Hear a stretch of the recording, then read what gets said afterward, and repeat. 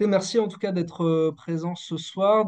C'est une réunion qui fait suite à une première qu'avait organisée Eva sur l'accompagnement des victimes du crime organisé en Italie. Évidemment, on a voulu faire aussi le volet accompagnement des victimes et des proches en France. Donc ce sera une réunion découpée en trois parties. Une première avec Eva qui va nous présenter l'accompagnement devant les tribunaux avec la CIVI. Moi, je ferai un petit panorama de l'aide publique aux victimes telle qu'elle s'organise aujourd'hui en France, en dehors des tribunaux. Et puis, on aura un temps d'échange derrière où on espère qu'on aura beaucoup d'interventions intéressantes. Écoutez, je laisse la parole à Eva pour la première partie de cette réunion. Bon, bah, bonsoir à tous pour les nouveaux arrivants. Je vais partager mon écran, comme ça vous allez pouvoir voir les slides.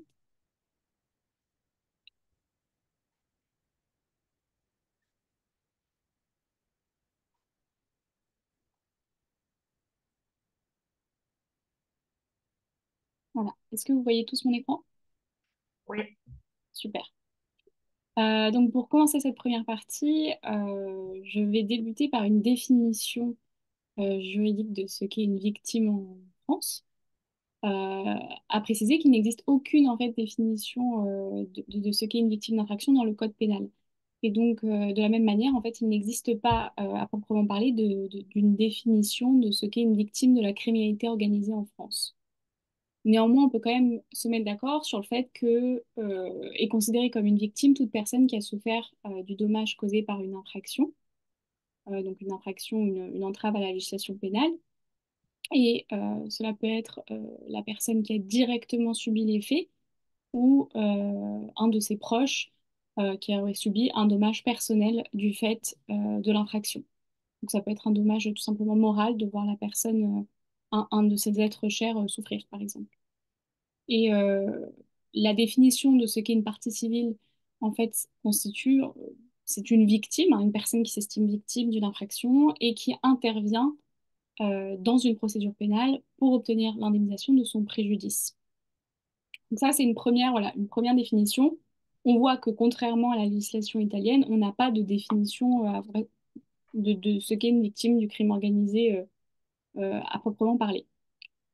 Euh, on va faire un rapide tour de la législation française. J'ai sélectionné quelques lois, mais vraiment de manière enfin, non exhaustive.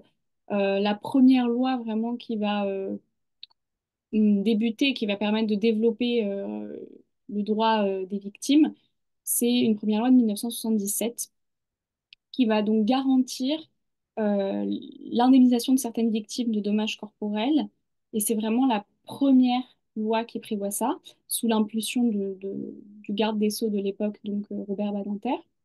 On a ensuite une deuxième loi, Perben 1 en 2002, qui va permettre un renforcement en fait de l'accompagnement juridique des victimes tout au long de la procédure. Cela se traduit par exemple par la proposition d'un avocat commis d'office dès le dépôt de plainte et par l'octroi d'une aide juridictionnelle aux victimes d'infractions les plus graves sans considération de leurs ressources. On a ensuite une deuxième loi en 2004, la deuxième loi Perben, qui va prévoir la prise en compte des intérêts des victimes dans les procédures d'accompagnement de peine et qui va donc consacrer une place à part entière des parties civiles dans le processus pénal. Enfin, entre 2004 et 2016, il y a eu beaucoup de lois concernant les victimes, mais on peut noter la loi de 2016 qui va permettre de majorer les amendes qui sont prononcées à hauteur de 10%, enfin jusqu'à 10%, pour financer les associations d'aide aux victimes. Ne vous inquiétez pas si vous n'avez pas eu le temps de prendre toutes les notes, toutes les lois seront récapitulées de toute manière dans le document qu'on vous enverra à la fin de cette réunion. Alors, pour ce qui est donc du droit des victimes d'infractions pénales en France, moi je vais me concentrer sur la partie indemnisation. Et puis, comme je l'ai dit, il fera la deuxième partie qui concerne plus l'accompagnement du point de vue des associations et des pouvoirs publics. Donc, la première forme d'indemnisation qui existe, hein, c'est tout simplement l'indemnisation par l'auteur de l'infraction. Euh, il suffit qu'en fait la personne soit condamnée. En fait, il n'y a pas vraiment je reprends, il n'y a pas vraiment de mécanisme d'indemnisation qui soit spécifique aux victimes de la criminalité organisée. Donc, comme toute victime d'infraction dite de droit commun, elle peut demander l'indemnisation de ses préjudices lorsqu'elle se constitue partie civile. Et à ce moment-là, si la personne, si l'auteur est condamné, a versé des dommages et intérêts à la victime, elle peut les percevoir directement de l'auteur qui a été condamné. Donc ça, c'est une première forme d'indemnisation qu'il existe. Il se peut, pour plein de raisons, que ce ne soit pas possible. La première raison étant que, par exemple, l'auteur n'est pas solvable et donc n'a pas les moyens de payer ces sommes. Donc il y a une deuxième possibilité, qui est donc le fonds de garantie des victimes. Et ce fonds de garantie, il est accessible dans la première situation selon laquelle donc l'auteur est condamné mais ne paye pas les dommages et intérêts auxquels il a été condamné, ou tout simplement que la victime ne souhaite pas s'adresser à lui pour son indemnisation. Et dans ce cas-là, la victime, elle peut se tourner vers une commission d'indemnisation des victimes d'infraction, donc ce qu'on appelle une CIVI, ou dans certains cas, vers une SARVI, donc un service d'aide au recouvrement des victimes d'infraction. Disons que le SERVI concerne principalement les légers préjudices corporels ou certains dommages aux biens qui ne sont pas indemnisés par la CIVI. Donc ici, on ne va pas en parler parce que ça concerne vraiment des dommages mineurs. Et pour ce qui concerne la criminalité organisée, disons qu'on est plus sur des atteintes graves, des atteintes au corps graves. Donc on sera plus sur, enfin, on va se concentrer sur la CIVI. On peut accéder également à la CIVI, même lorsque l'auteur n'a pas été condamné. Ça, c'est important de le préciser. Donc, il n'y a pas forcément besoin qu'il y ait un procès pour que les parties civiles puissent accéder au fonds d'indemnisation via la CIVI. En fait, il suffit que les faits revêtent le caractère matériel d'une infraction pénale. Donc, il faut qu'il soit suffisamment établi, que l'infraction soit suffisamment caractérisée pour que les parties civiles, enfin que la victime puisse demander une indemnisation à la CIVI. Comment est-ce que ça fonctionne? Enfin, quelle est la distinction entre CIVI, fonds d'indemnisation? Petit récapitulatif très bref. La CIVI, elle existe auprès de chaque tribunal judiciaire et elle est composée de deux magistrats et d'une personne qui est qualifiée pour l'accompagnement des victimes, généralement une personne qui provient du milieu associatif, par exemple. Sa mission, c'est tout simplement d'accorder, sous certaines conditions, une réparation aux victimes d'infractions qui ne peuvent pas être indemnisées autrement. Donc, qui ne peuvent pas être indemnisées, par exemple, par l'auteur de l'infraction. Soit parce qu'il n'y a pas eu de procès, soit parce que l'auteur n'est pas solvable, ou pour toute autre raison. Et la commission qui est compétente est soit celle du domicile du demandeur, donc qui fait la demande d'accession au fonds de garantie, ou celle qui existe sur le lieu de la juridiction qui est saisie pour l'infraction. Maintenant, le fonds, qu'est-ce qu'est le fonds d'indemnisation? Donc le fonds de garantie, en fait, il a été créé en 1986 pour les victimes du terrorisme, donc c'était suite à une vague d'attentats. Et il a été, disons, étendu à toutes les autres victimes d'infractions de droit commun en 1990, donc 4 ans après. Mais il s'appelle encore Fonds de garantie des victimes du terrorisme et d'autres infractions. Mais en fait il s'adresse à toutes les victimes d'infractions euh, de droit commun, donc y compris les victimes de la criminalité organisée. Et il a deux missions, indemniser les victimes d'actes terroristes et indemniser les victimes de certaines infractions pénales via une CIVI. On va voir comment ça fonctionne. En fait, il faut demander à la CIVI pour accéder au fonds. Un petit peu, voilà, mais c'est à peu près comme ça que ça fonctionne. Euh, donc, précision, l'évaluation du préjudice qui est subi par la victime, il est autonome par rapport à celui qui va être déterminé par le juge pénal. C'est-à-dire que le juge pénal peut évaluer le préjudice subi à un montant donné, et puis la CIVI peut décider que l'indemnisation sera identique à celle qui est donnée par le juge pénal, inférieure ou supérieure. Donc il y a vraiment une indemnisation qui est complètement indépendante de celle qui est faite par le juge pénal. Et les personnes qui ont le droit à cette indemnisation, ben, on a tout simplement les victimes directes de l'infraction.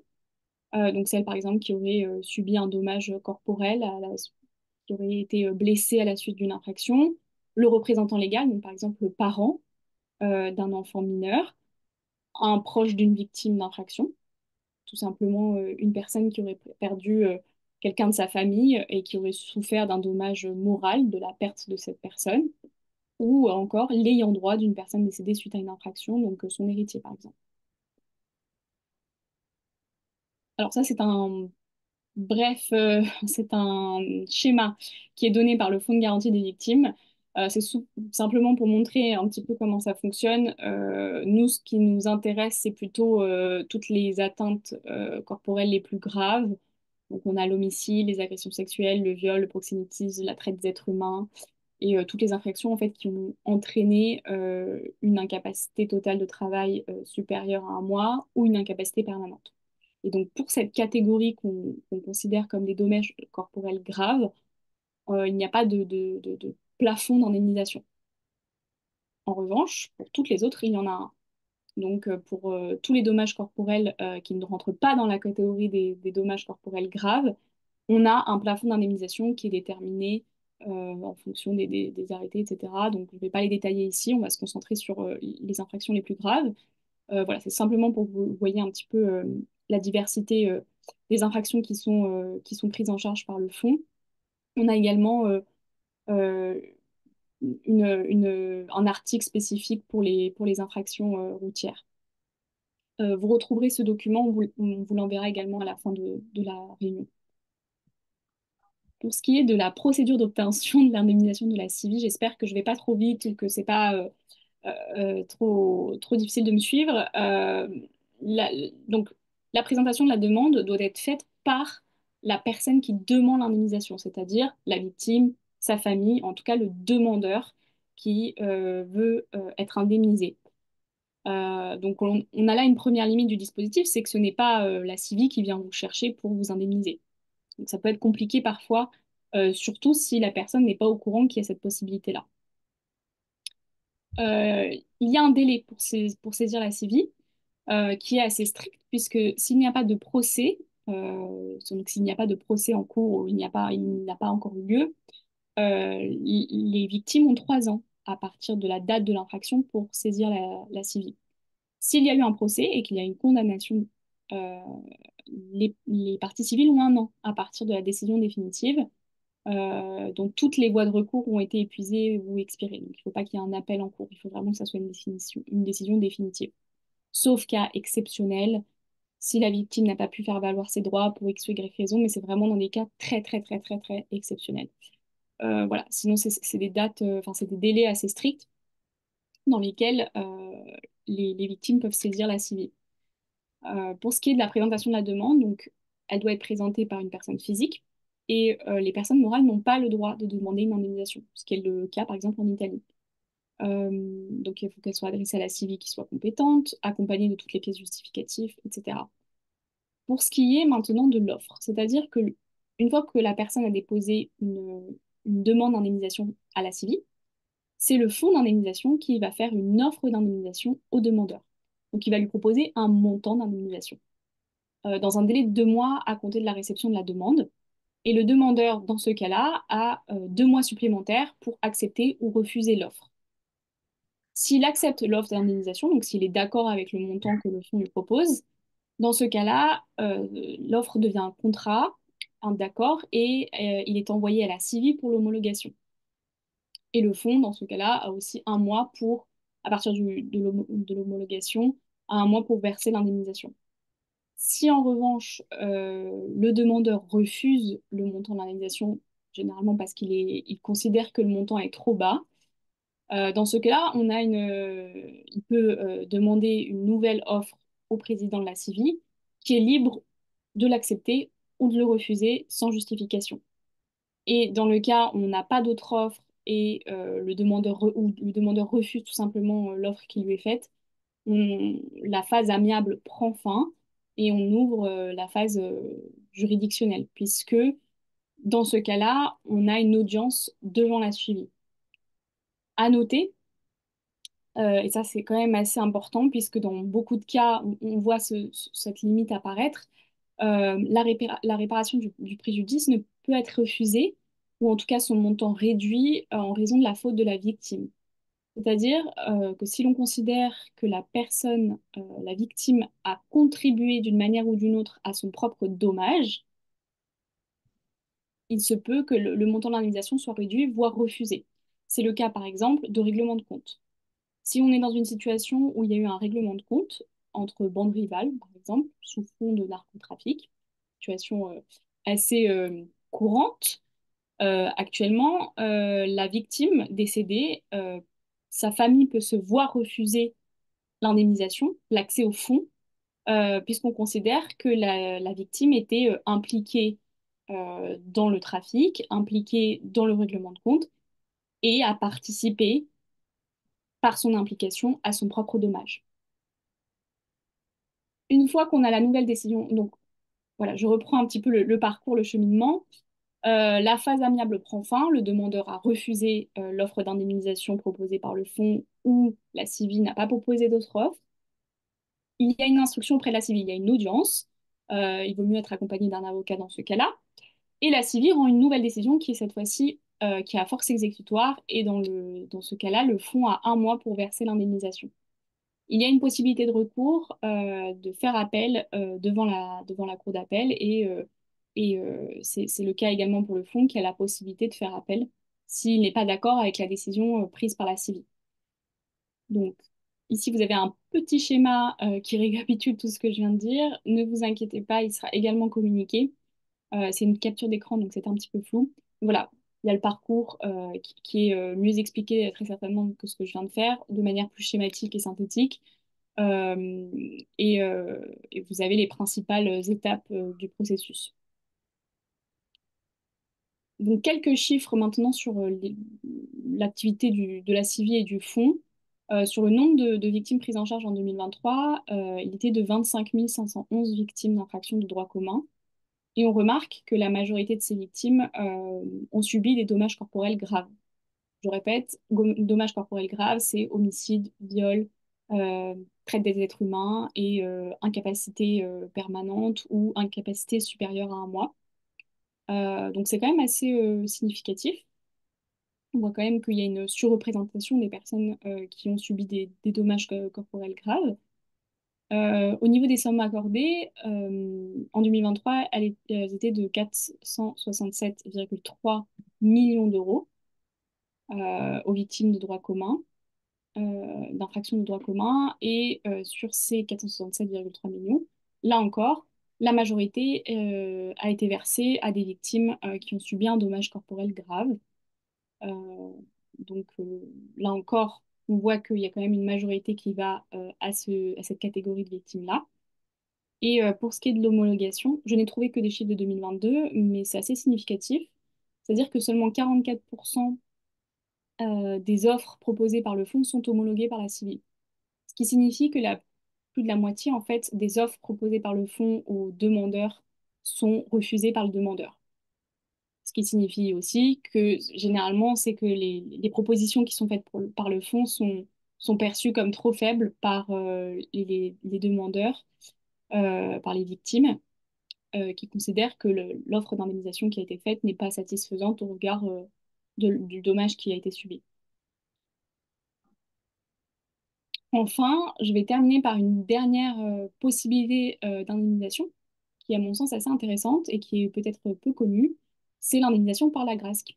En fait, depuis 2011, la partie civile qui a bénéficié d'une décision définitive qui lui accorde des dommages et intérêts, donc le juge condamne l'auteur de l'infraction et lui accorde des dommages et intérêts, et accorde des dommages et intérêts à la victime, et qui n'a pas obtenu de réparation, que ce soit par la CIVI ou la SARVI, cette victime-là, enfin cette partie civile, peut obtenir de la Grasc une indemnisation sur les biens qu'elle gère. Cela suppose qu'il y ait un bien confisqué ou au moins saisi dans le dossier. C'est pas forcément toujours le cas, mais on a la législation sur les confiscations et les saisies se sont développées et aujourd'hui c'est quelque chose que les juridictions ont suffisamment intégré pour qu'il y en ait dans des dossiers. Donc, les conditions pour pouvoir se faire indemniser par la Grasc, en premier lieu, il faut que les biens du condamné aient fait l'objet d'une décision de confiscation qui soit définitive. Donc, on ne peut pas être sur la saisie, hein, il faut que ça soit vraiment une confiscation ou de non-restitution. ou qu'ils soient devenus tout simplement propriété de l'État. La demande doit être adressée encore une fois par la partie civile et là, le délai est encore plus restreint que pour l'accès au fonds, puisque la demande doit être adressée dans un délai de 6 mois après la décision de condamnation. Et avant la loi Warsmann de 2024, ce délai était de 2 mois seulement. Donc là encore, c'est un délai qui est très très restreint pour les parties civiles, puisque ça demande d'être informé du dispositif et de pouvoir constituer tout le dossier, d'avoir accès aux pièces dans un délai qui est assez restreint. À noter que depuis la loi de Warsmann de 2024, l'assiette sur laquelle on peut indemniser les parties civiles a été étendue à tous les biens saisis, à l'ensemble des biens saisis dans la procédure, dans le dossier, ce qui n'était pas le cas avant. Et en 2023, pour vous donner un petit peu un ordre d'idée, l'Agrasc a versé 97 millions aux parties civiles, sur un total de 200 et quelques millions. Donc c'est assez significatif. Alors ça explique aussi parce que ça s'explique aussi parce qu'en 2023 l'Agrasc a vendu un bien d'exception, un château sur la Côte d'Azur, que ça a rapporté pas mal d'argent à l'Agrasc et qu'ils ont pu indemniser de manière plus significative les victimes. Donc j'ai fait un rapide petit schéma pour comprendre le dispositif. Donc c'est assez simple. En fait, il suffit qu'une maison par exemple ait été confisquée ou condamnée dans le dossier. Donc la maison est confisquée, la gestion est remise à l'Agrasc. Alors, sous condition, ça c'est sous condition que la partie civile ait fait la demande d'indemnisation dans le délai et qu'il y ait eu une condamnation définitive et que cette partie civile ait eu le droit à un versement de 200 000 euros par le condamné et qu'elle n'a pas reçu d'indemnisation autrement, c'est-à-dire ni par le condamné, ni par la servile, ni par la civile. Dans ce cas-là, par exemple, si la maison est vendue aux enchères par la grâce et qu'elle est vendue 400 000 euros, eh bien, 200 000 euros pourront être versés à la partie civile. Donc, on peut indemniser vraiment sur l'objet, enfin, sur le produit de la vente et à hauteur du préjudice subi et évalué dans la condamnation. Enfin, je vais terminer cette petite partie par une comparaison avec le modèle italien.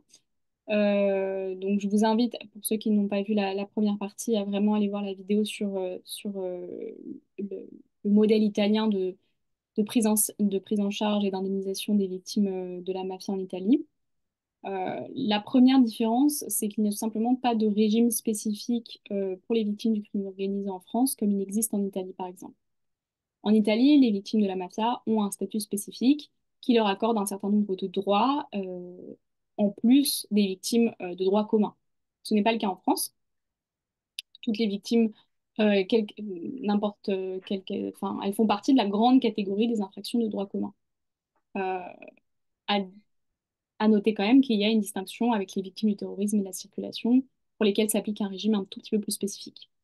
Le point positif qu'on peut noter de cette absence de différenciation, enfin de- de régime spécifique aux victimes du crime organisé, c'est qu'on a une situation où il n'y a pas de traitement différencié des victimes qui auraient été dans des situations très similaires. C'est une des limites du modèle italien, qui est reprochée au modèle italien par de nombreuses personnes, y compris des collectifs de victimes, c'est la sensation que lorsqu'on est tué par un mafieux, on a plus de droits que lorsqu'on est tué par un non-mafieux. Et enfin, les familles, en tout cas, ont accès à plus de droits et de reconnaissance, alors que la perte est la même. Euh, donc, c'est quelque chose qui peut être qui peut être positif de ne pas avoir cette différenciation-là. Mais le point négatif à l'absence de différenciation, c'est l'absence de considération et l'invisibilisation des familles de victimes et des victimes de la criminalité organisée en général, puisqu'on ne met pas le mot dessus, on ne l'identifie pas comme un problème à part entière. euh, les victimes se sentent délaissées et invisibilisées par le dispositif législatif qui ne les prend pas en considération euh, entièrement. Le deuxième point de comparaison, c'est l'absence de prestations sociales ou économiques. En Italie, lorsqu'on obtient le statut de victime de la mafia, on peut se voir accorder un ensemble de prestations, que ce soit des allocations ou des aides, par exemple, des aides pour l'accès à l'université des enfants, donc des bourses d'études ou encore un recrutement prioritaire dans la fonction publique. Ce n'est pas le cas en France. Il n'existe pas de prestations sociales ni économiques en faveur des familles de victimes comme il existe en Italie.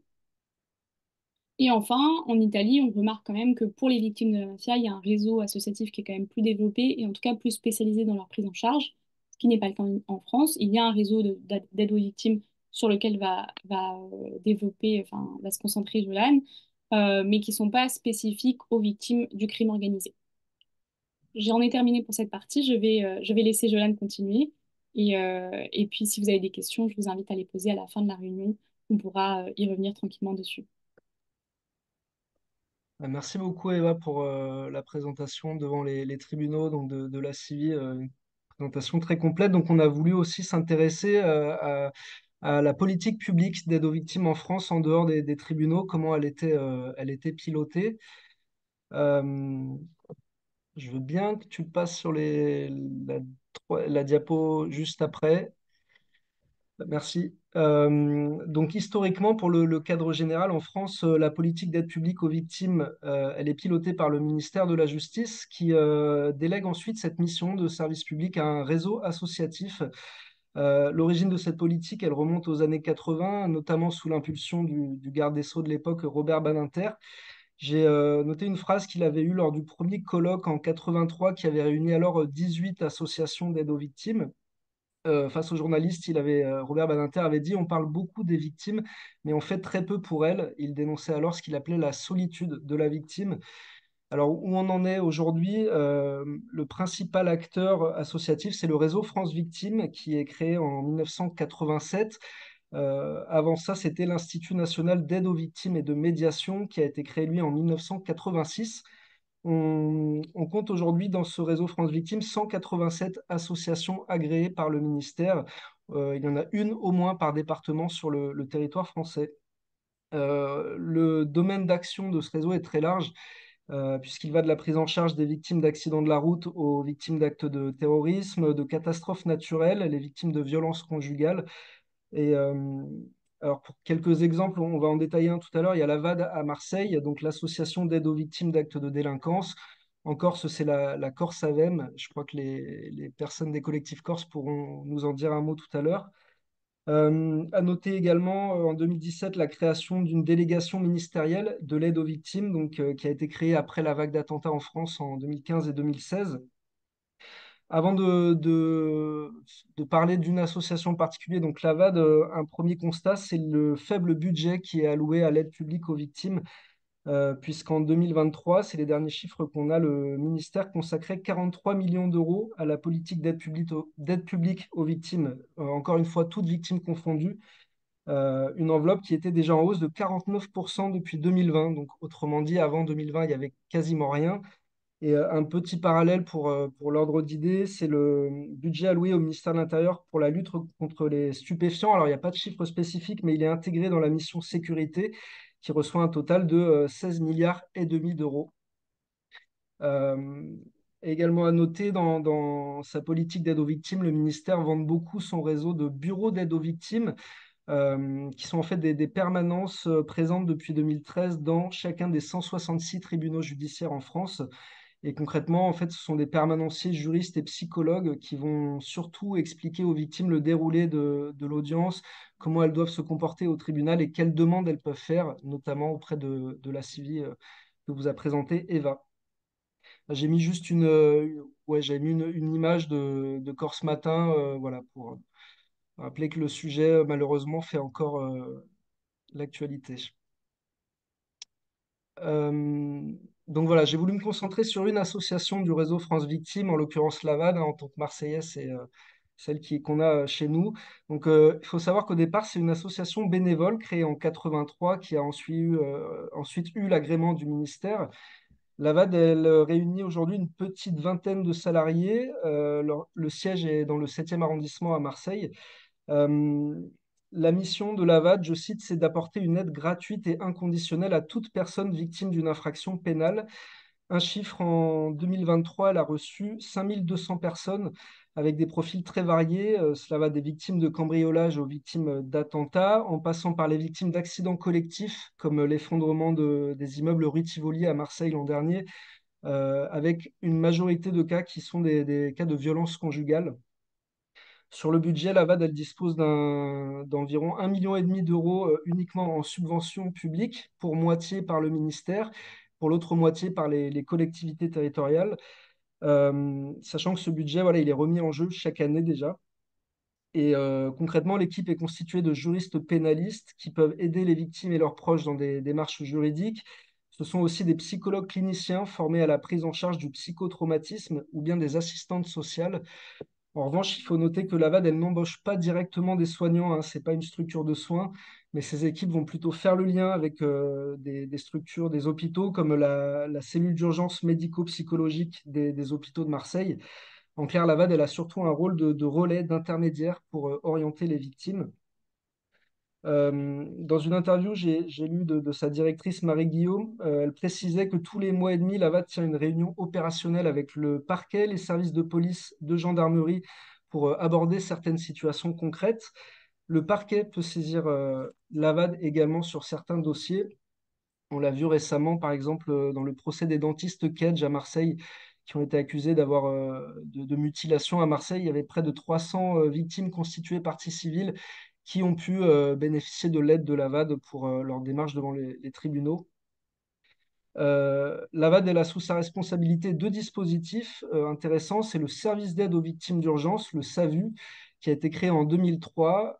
C'est un service qui prend en charge les victimes dans les 48 heures après les faits ou la révélation des faits, pour leur apporter une aide psychologique et juridique. Donc à ce moment-là, son équipe va se déplacer sur le terrain. Et puis depuis 2018, l'AVAD encadre également le DISPAV. Donc c'est le dispositif d'intervention et de soutien aux personnes affectées par des actions violentes. Concrètement, c'est un dispositif piloté par un ancien commandant de police qui encadre une équipe de 8 personnes pour tout le département. Ce sont des personnes équipées de téléphones qui vont être en lien avec la police pour en fait identifier toutes les personnes potentiellement impactées par un acte criminel, pour ensuite les mettre en lien avec des centres sociaux, des maisons de solidarité. L'ancien commandant de police qui pilote ce dispositif, Jean-Christophe Roux, affirmait également que l'action du DISPAV n'est pas liée à la procédure judiciaire. Autrement dit, que son équipe ne demande pas de compte aux familles. Lui parlait d'une prise en charge des victimes collatérales. Et, euh, et selon lui, toujours, le DISPAV de Marseille est à ce jour le seul exemple de ce type en France. Problème, toutes les familles ne connaissent pas ce dispositif. L'AVAD, elle pilote également certains dispositifs innovants, notamment grâce à la loi d'usage social et confisqué. Le parquet de Marseille l'a contacté en 2022 pour piloter le projet d'une unité d'hébergement d'urgence créée dans l'ancienne maison d'un trafiquant de cocaïne. Elle est située aux Égalades dans le 14e arrondissement à Marseille. Et elle accueille essentiellement des femmes victimes de violences, mais elle a aussi accueilli une personne qui avait perdu son fils dans une fusillade et qui ne pouvait évidemment plus vivre dans le quartier où le drame s'est déroulé. J'ai mis une petite citation là de l'avocate du collectif des familles de victimes de Marseille, Karima Mézienne. Le bas blesse toujours sur le manque d'informations. Les familles ne savent pas toujours qu'il existe ce réseau. Aussi, ce ne sont pas ces associations qui vont la plupart du temps directement vers les victimes. C'est à elles de faire la démarche. Sur la limite du dispositif, on peut noter que l'accompagnement finalement est assez ponctuel et manque de moyens. D'après les proches de victimes, il reste largement insuffisant. On a cet exemple d'une mère un jeune garçon tué dans une fusillade à Marseille qui dénonçait le fait que les cousins de la victime, pourtant très proches, n'avaient pas pu avoir accès à l'accompagnement de la VAD. Et pour ceux qui rencontrent ces équipes, la VAD peut aussi susciter un peu de méfiance parfois, puisque ça reste la préfecture de police qui est à la fois le principal financeur et responsable de plusieurs dispositifs. Un commentaire général sur la politique associative d'aide aux victimes en France, c'est que, il n'y a pas de discours spécifique tenu sur les victimes du crime organisé, ni même sur les victimes de trafic de drogue. De la même manière qu'on a pu voir avec Eva qu'il n'y avait pas de régime spécifique devant les tribunaux. Une illustration de ce manquement, c'est par exemple l'absence totale de mention des morts liées au trafic de drogue ces dernières années en France, aussi bien dans le dernier rapport du réseau France Victimes qui date de 2023, que dans le rapport d'activité de la délégation interministérielle à l'aide aux victimes qui date de la même année. J'ai aussi noté qu'en 2019 avait disparu le CNAV, donc c'est le Conseil national de l'aide aux victimes. C'est une instance qui avait été créée en 99 et qui se réunissait chaque année sous la présidence du garde des Sceaux, plusieurs ministres, mais aussi des représentants d'associations. Et ce conseil a été supprimé dans le cadre de la politique de réduction des instances et des commissions rattachées aux administrations centrales, voilà, par le gouvernement Macron en 2019. Ouais, il y avait une autre citation de Karim Amézienne, mais voilà, pour dire que le collectif, ça nous emmène, voilà, on a voulu s'intéresser également à ce que proposaient les collectifs. Pour cette partie, je me suis surtout basé sur le rapport de la commission sénatoriale où les rapporteurs avaient auditionné plusieurs collectifs marseillais. Les collectifs, voilà, c'était Trop jeune pour mourir, le collectif des familles de Marseille, de victimes de Marseille, le Cœur d'une mère ou l'association Addiction Méditerranée notamment. Un constat d'abord, c'est le sentiment d'abandon qui est décrit par les victimes et leurs proches, voire la stigmatisation dont elles souffrent. Beaucoup de proches décrivent ce sentiment d'être pointés du doigt, d'être considérés comme de mauvais parents et donc quelque part qu'on les rendrait responsables hein, du malheur qui leur arrive. L'avocate du collectif de Marseille rapprochait cette idée de la démarche devant la CIVI en disant qu'on va chercher quelque part la faute de la victime pour minorer, voire exclure les proches d'une démarche d'indemnisation. Parmi les propositions, vous me dites si je vais trop vite, hein, parce que je lis en même temps un petit peu. Les propositions qui sont relevées dans cette commission, on a la mise en place de cellules d'urgence dotées de standards téléphoniques pour les mineurs engagés dans les trafics. Donc, ce seraient des cellules chargées d'identifier et de secourir les jeunes qui sont pris au piège dans les réseaux criminels, avec des équipes constituées de psychologues, d'éducateurs ou de personnel du ministère de la Justice.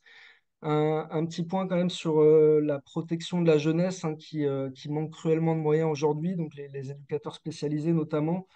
Ça a été une demande formulée par des parlementaires de gauche fin 2024 quand le sujet du narcotrafic est vraiment venu dans l'actualité. Le fait de doubler les effectifs d'éducateurs spécialisés et d'éducateurs de rue dans les clubs de prévention, sachant que c'est eux qui sont le plus souvent sur le terrain et qui sont aussi bien en lien avec les jeunes qu'avec leur famille. À l'inverse, on a eu la proposition de loi de Gabriel Attal pour durcir la justice des mineurs, qui cible aussi les parents. Juste un point là-dessus, c'est l'Union syndicale des magistrats qui rappelait que chaque année, 30 000 mesures éducatives sont décidées en matière pénale. Or, un récent rapport sénatorial constatait la difficulté de mettre en place certaines mesures, faute de moyens dédiés et d'éducateurs spécialisés. Les... Toujours sur le volet prévention, euh, les collectifs ont proposé aux sénateurs de pouvoir financer des interventions en milieu scolaire menées par les associations des proches de victimes. C'est intéressant parce que ça rejoint une autre demande qui est formulée par les collectifs anti-mafia auprès de la collectivité de Corse. Ça nous renvoie bien sûr à ce qui se fait déjà depuis longtemps en Italie, tout ce travail de sensibilisation à la légalité mené dans les écoles. Et je crois que c'est un des rares points que le collectif Massimo Susini a salué dans le rapport contre les dérives mafieuses qui doit être représenté le 27 février prochain. Et j'aimerais bien entendre le collectif marseillais parce que je crois qu'un lycée du 13e arrondissement les a contactés récemment pour mener ce type d'action. Donc peut-être que les personnes présentes pourront nous en parler. Une autre demande formulée dans le rapport sénatorial, c'est un effort de sensibilisation auprès des services d'enquête et de police dans leurs échanges avec les familles de victimes. Ça va être le manque d'empathie de la police scientifique qui se rend sur les lieux d'un drame, ou même les déclarations de policiers sur le profil de la victime ou les circonstances de sa mort qui vont fuiter dans la presse avant même que la famille en soit informée. Euh, une autre proposition qui est faite, c'est la mise en place d'une cellule d'aide psychologique dans les quartiers après chaque assassinat. Je pense que ça rejoint un petit peu ce qui existe avec les cellules d'urgence médico-psychologique créées pour les victimes d'attentats. Donc, elles ont été créées en 95 après l'attentat dans le RERB à Paris. Il faut savoir que l'intervention de ces cellules, elle est déclenchée par le SAMU pour assurer la prise en charge immédiate des blessures psychiques. C'est par exemple ce qu'on a pu voir en 2018 quand il y a eu la fusillade sur le marché de Noël à Strasbourg, où près de 500 personnes ont pu se rendre auprès de cette cellule d'aide. Il y a une demande qui rejoint ce qu'on disait hein, sur le manque d'information des familles, c'est une simplification d'accès aux structures d'accompagnement existantes, notamment celle du réseau France Victimes. À ce sujet, le collectif des familles de victimes de Marseille a une mesure toute simple à proposer, c'est la distribution d'un flyer qui résumerait les droits des victimes qui pourrait être distribué aux familles sans qu'elles aient besoin de se déplacer pour savoir en fait vers quelle structure se tourner une fois qu'elles se sentiraient de réagir après le drame.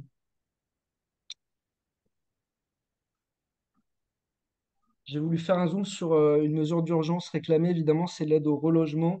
C'est l'une des priorités hein, ciblées après la perte d'un proche pour protéger l'entourage déjà des représailles ou des menaces, évidemment pour répondre à un traumatisme hein, des familles qui vont résider parfois pendant plusieurs années dans le même quartier, voire le même immeuble que l'assassin présumé de leurs proches. Et pourtant, le collectif nous disait que sur ces demandes de relogement, la plupart des familles qui l'ont réclamé n'ont pas vu aboutir leur demande, voire on leur a proposé un logement plus dégradé encore. On verra un petit peu plus tard qu'il y a une actualité là-dessus à Marseille ou peut-être une piste de solution. Euh, J'avais noté voilà, cette citation de l'ancienne préfète de police des Bouches-du-Rhône, Frédéric Camilleri, qui disait que dans ces questions-là, ils étaient confrontés aux règles de l'attribution de logements sociaux et que les solutions trouvées restaient encore trop souvent artisanales. J'aurais pu mettre l'accompagnement devant la justice en priorité, hein, puisque la première attente des familles des victimes, c'est d'abord une réponse pénale. Où là, on est confronté évidemment au manque criant de moyens matériels et humains qui impactent l'ensemble des tribunaux. La conséquence directe, ça va être la multiplication des ordonnances de non-lieu rendues par les juges d'instruction. On a ce chiffre dans les Bouches-du-Rhône, ces 10 dernières années, seule la moitié des affaires de narcobanditisme auraient été élucidées d'après la police judiciaire. Très concrètement, si on se place du côté des familles, ça veut dire des proches qui attendent plusieurs années avant même de rencontrer un juge d'instruction. euh, on a des inspecteurs de la PJ qui ont fait savoir au collectif qu'ils allaient investiguer entre 2 et 3 mois sur un dossier d'assassinat et que s'ils n'avaient pas de retour d'ADN ou de balistique positive, ils passaient à un autre dossier. Karima Méziane, donc l'avocate du collectif, nous disait, elle citait en comparaison l'enquête sur le meurtre de Delphine Jubilard, par exemple, par son mari en 2020, où même si on n'a jamais retrouvé le corps de la victime, l'instruction, elle est toujours en cours. Et le procès d'ailleurs doit avoir lieu en 2025. Un autre point qui est réclamé par les collectifs, c'est une aide financière pour les frais d'avocat. Alors, il faut savoir que depuis 2002, les victimes des crimes les plus graves peuvent bénéficier de l'aide juridictionnelle sans condition de ressources. Problème sur cette aide juridictionnelle, c'est le barème d'indemnisation des avocats qui reste très faible. On nous parle pour une instruction criminelle de 8 UV, donc c'est des unités de valeur dont le montant qui est réévalué chaque année tourne autour de 35 euros aujourd'hui.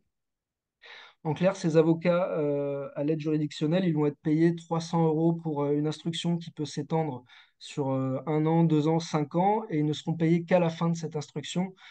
La conséquence, c'est que beaucoup de proches endeuillés vont trouver un avocat dans leur cercle proche, quitte à payer très cher, voire à renoncer à leurs indemnités de victimes. Ça, c'est encore une fois Karima Méziane qui me l'a appris.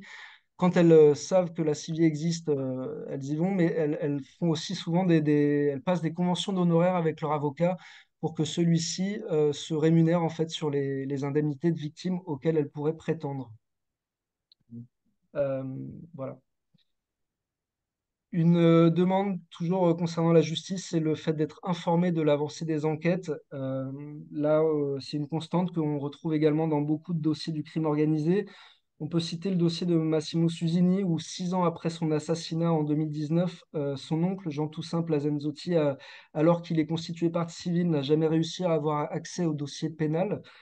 Je vous ai pris une citation d'un avocat spécialiste en droit des victimes, qui est Fabien Rajon, que j'ai rencontré le mois dernier. Lui rappelle que la partie civile ou son avocat doit pouvoir demander la copie du dossier pénal, ne serait-ce que pour pouvoir participer à l'avancée de l'enquête, mais aussi pour pouvoir constituer un dossier de victime et aller devant la CIVI. Euh, à Marseille, c'est pire encore, puisque depuis 2, 3 ans, les familles se verraient systématiquement opposer un refus. Dans la démarche, en fait, elles doivent faire une demande d'acte pour être auditionnées par un magistrat instructeur. Et cela reste ensuite à son bon vouloir de donner ou non accès au dossier qui est souvent refusé au nom du secret de l'instruction. Euh, une proposition du collectif des familles de victimes, c'est qu'un magistrat instructeur désigné puisse recevoir 1 ou 2 fois par an un représentant des victimes constitué dans un dossier pour les tenir informés sur l'avancée de l'enquête. Et je vous cite une autre phrase de l'avocat Fabien Rajon que j'ai trouvé assez pertinente. Il dit: l'évolution du droit des victimes va dans le sens de l'histoire, comparable à l'évolution du Code du travail depuis le début du siècle dernier.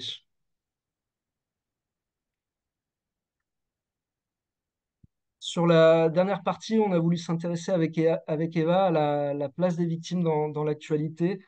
Euh, donc, on voit que en Corse, l'assassinat de Chloé Aldrovandi, donc une jeune étudiante de 18 ans, a créé un nouvel électrochoc avec la manifestation prévue le 8 mars prochain, où des syndicats étudiants également ont appelé à un sursaut collectif de la société civile et de l'État. Voilà, ça c'est pour l'exposition médiatique. Maintenant, si on regarde concrètement ce qui est fait, on peut s'intéresser au récent projet de loi présenté au Sénat, où sur 24 propositions d'articles débattus, il n'y en a aucune qui concerne le droit des victimes, ce qui dit déjà quelque chose dans l'invisibilisation, comme le disait déjà Eva, qui est réservée à ces morts et à leurs proches. Alors tout au plus, on a eu des déclarations ministérielles, hein, notamment quand les différents ministres sont venus à Marseille et ont rencontré les collectifs. J'avais relevé l'annonce de l'éphémère garde des Sceaux Didier Migaud qui avait annoncé une mission particulière confiée à la délégation interministérielle à l'aide aux victimes. Donc sur le sujet, on sera attentif au prochain rapport, hein, puisqu'on a vu que dans le dernier, il n'y avait rien là-dessus. Aucun moyen fléché. Il y a quelques phrases intéressantes aussi sur le site du ministère de l'Intérieur, où on voit qu'il était dit fin 2024 que les associations qui accompagnent les victimes seront davantage soutenues. Donc on attend de voir de quelle manière. Et il est aussi dit que le principe de prendre au criminel sera favorisé, notamment au travers des affectations sociales des biens confisqués. Donc on voit l'inspiration du modèle italien, sachant, on sait à peu près tous ici ce qu'il en est en France aujourd'hui, puisqu'on compte seulement une petite dizaine de ces biens confisqués en France et réaffectés socialement, pardon. Sur les projets en cours, je vous le disais tout à l'heure, à Marseille, c'était fin janvier 2025, la préfecture de police, le parquet de Marseille ont renouvelé un partenariat avec l'ensemble des bailleurs sociaux de 3 ans. Alors, c'est un partenariat qui s'appelle le Groupe local de traitement de la délinquance, qui avait été instauré une première fois en 2022. Dans ce plan, on va trouver par exemple les opérations de nettoyage des points de deal lors des opérations baptisées Place Net, où la préfecture dit avoir procédé en 2024, je cite, à 400 opérations de restauration du cadre de vie.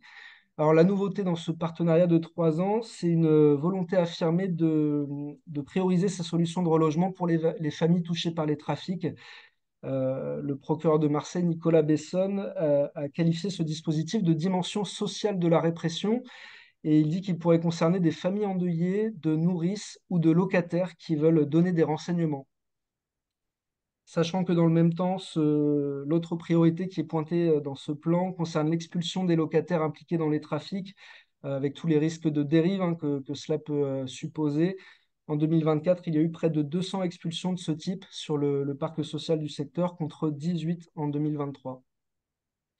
Et j'ai également noté dans les récentes déclarations, ça c'était dans le rapport de la commission sénatoriale, une citation du président Marc Sommerer de la Commission nationale de protection et de réinsertion, donc c'est celle qui pilote le dispositif des coopérateurs de justice. Lui disait regretter que les victimes, à l'exception des victimes de traite des êtres humains, soient exclues du dispositif.